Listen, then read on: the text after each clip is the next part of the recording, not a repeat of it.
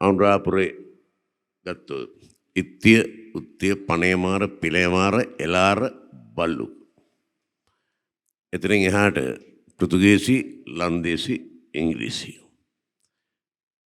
මේ ඔක්කොම ජාන මිශ්‍ර වෙලා තියෙන්නේ.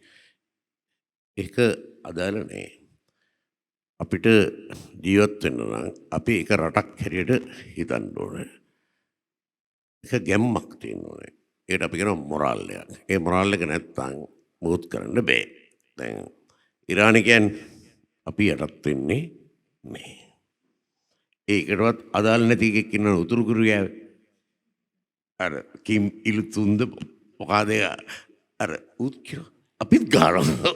උට කවුරුත් මොකුත් කියලා නෑ. අර ඉල්ලන් ඉන්නේ.